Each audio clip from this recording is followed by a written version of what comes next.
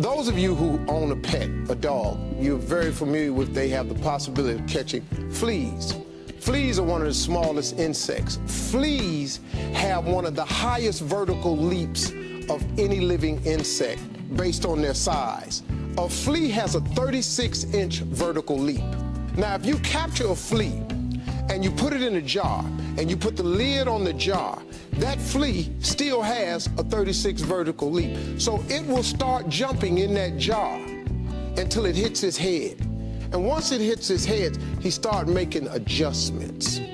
So then the flea reduces his jump and he jumps just high enough to where he almost touches it, but he don't hit the lid and get knocked back down. Now, if you put another flea in there, that flea has a 36-inch vertical. And then once they find out they get knocked down a little bit, that flea starts jumping just before the lid so it don't get knocked down. Funny thing happens. If these fleas have baby fleas in a jar, these fleas are born with a 36-inch vertical.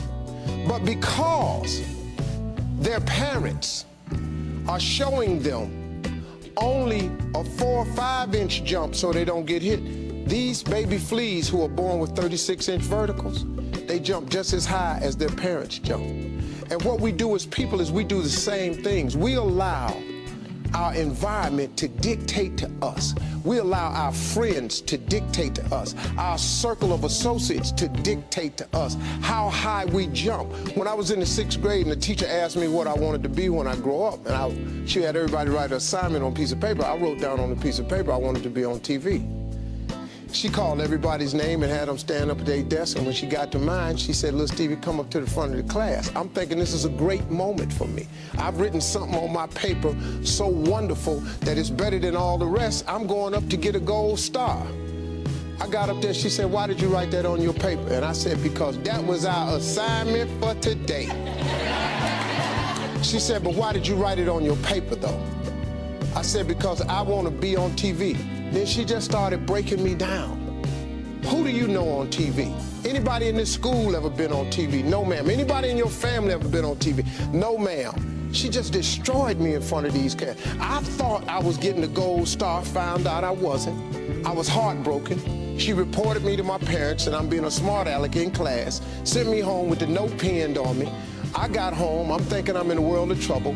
My mom tells my dad that I've been a smart aleck in class, and I'm writing down stuff that's unrealistic.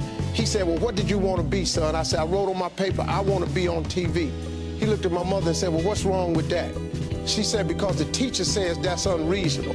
He said, "How does she know?" And that was the first moment that I found out that my father, who had a 3rd grade education, who my mother taught to read and write, I said, "Man, this guy's on to something." So he told me what did she want you to write? I said, "A policeman or fireman or ball player." She said, "Write that on the paper and give it back to her." She said, "But every morning when you wake up, take your paper, put it in your drawer. Read your paper every morning when you wake up, and read your paper every night before you go to bed. If you turn your TV on today, the little boy in the 6th grade is on TV." Very true statement. Because my father informed me, "Son, take the lid off of your jar." And that's what the book is about, is to help people understand no matter who you are, no matter where you are in life, you can take the lid off of your jar. And if you're wondering if you still have the lid on in your life, here are some clues that's going to let you know that the lid is still on. If you're not excited about waking up in the morning, if you're sitting around bored out of your mind, if you got time to do everything anybody asks you to do, you probably got the lid on. If when you tell your dreams to all your friends, it makes sense to them, you got your lid on, man. Your dreams should not make sense to everybody. You got to say something that make people go, "How you gonna do that?" That's when you got the lid off. And if I were you, I'd do that. I'd take the lid off. Makes sense to me, don't it?